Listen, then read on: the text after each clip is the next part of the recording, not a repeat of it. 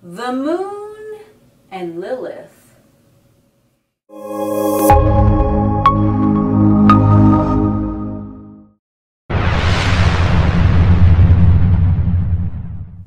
What is up, Alien Army? I am Oculus, the alien next door, purveyor of esoteric lore. And on this channel, we discuss everything out of this world. So today's topic, we are going to be exploring the moon sign in relation to the Lilith sign. Now, I do have a few other videos on Lilith in astrology and the different types of Lilith. The one that I'm going to be focusing on here is true Lilith, the most commonly used form of it, also known as mean Lilith. So Lilith, basically in a nutshell, is points that are based on the nodes of the moon, and this is not a particular place that we are talking about here. These are just hypothetical points in regards to the lunar nodes. There is an asteroid called Lilith as well, which is a physical object if you want to think about that here, but the one that I'm going to be talking about is in regards to the lunar nodes, and it is true Lilith, mean Lilith, the most commonly used one if we want to just look at the most popularly known Lilith in astrology. So the two of these are connected because, as I mentioned, Lilith is based on nodes of the moon, at least the one that we're talking about today is. The others are too, aside from the asteroid, but you know, let's not get too confusing up in here. My third house Mercury, he about to run away right now, okay? So we gotta reel him in a little bit. Good boy, Mercury. So, the reason why I am connecting Lilith, the most commonly used form, with the moon is because Lilith is also known as like the dark moon or the shadow aspect of the feminine energy in the chart. And the moon, not that the moon doesn't have like a shadow aspect to itself, because all of the astrological signs do have light attributes and shadow attributes, but the connotation of Lilith in the natal chart is more towards like the dark side, more towards the shadow side.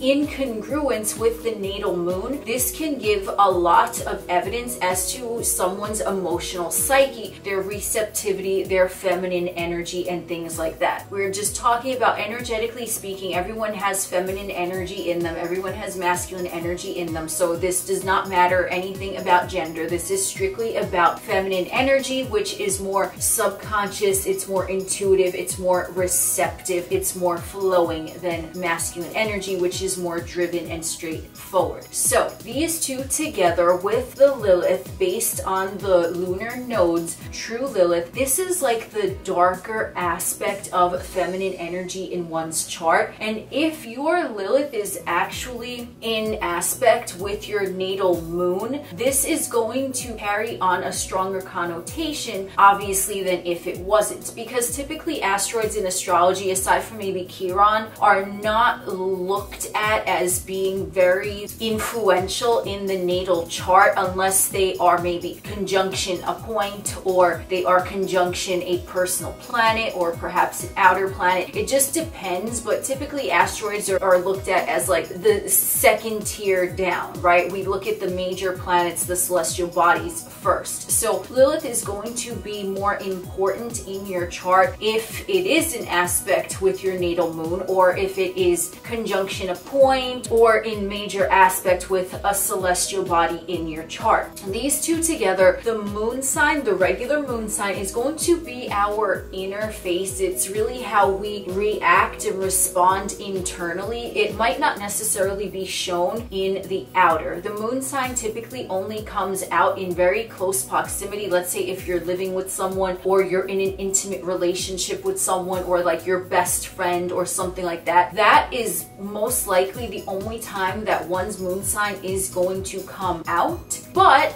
you know, there are exceptions, of course, but that is when the moon sign is going to rear its head, okay? And this is your internal clockwork, so to speak. So we know that about the moon sign. Now, Lilith coming from like the darker aspect of the moon, the characteristics of Lilith are going to be coupled, especially if it's in aspect with your moon sign. They are going to show themselves as well, but more on like the deviant end of the spectrum spectrum of the inner workings. So when someone is having an internal reaction of their moon sign, no matter what it is, they may or may not show it, it depends, but the Lilith is gonna come out, and that's gonna be more of like the driving force of what is going to propel the next thing emotionally, because it's darker, it's more seductive. Okay, so obviously everyone's chart is different, so take a look at how Lilith interacts in your chart with everything else, but these two together are going to comprise your emotional state internally. The Lilith aspect might be more in the shadows, whereas you yourself, you kind of know your moon sign, even if you're not actively displaying it for the world to see. You kind of know your emotional ups and downs, the things you like, the things you don't like. But what might be a little bit more elusive to you is your true Lilith placement, because this is the lunar nodes, it's hypothetical points, it doesn't really exist, but it's still going on in the psyche. And when someone has an emotional reaction or response, they likely, if they do act it out, they might be acting it out in the shape, form, fashion whatsoever their Lilith, their true Lilith, is conveying in their chart. So someone might have moon in Cancer and they know that they are highly emotive. They might have deep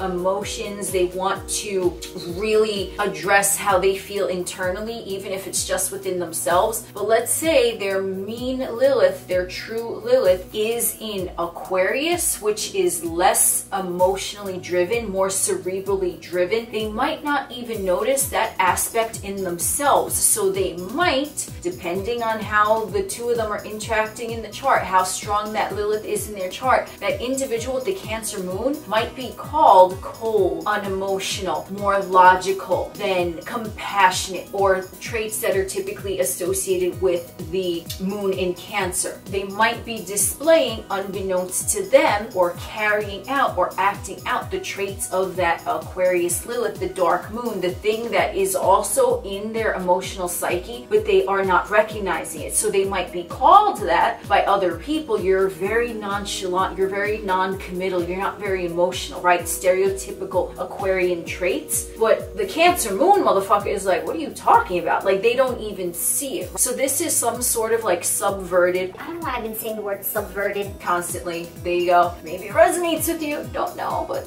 either which way, subverted or not, the Lilith is going to present itself in part of the emotional psyche that maybe one is more, it's kind of like truth or dare. Of course, the metaphor. Hey. It's sort of like the moon is the truth. That is how you know that you feel, right? Like, you know it, it's your truth. But the dare is like, I dare you to do it this way, in terms of feelings and the subconscious. It's sort of like that dare me energy, which is the embodiment of Lilith energy. It's sort of like, try me, motherfucker. It's sort of like that. So if someone is recognizing their truth, this is who they are on the inside, their emotions, they might be subconsciously drawn to that daring type of energy without even necessarily realizing it. And of course, the house placement of Lilith is going to play a role, as well as the sign and any aspects that it has in the chart. But this is somewhere that it might seem a little bit psychological shocking to the native, because they know their truth of how they feel. They recognize their moon sign in themselves, but the dare me aspect of, not me using the analogy, Cancer moon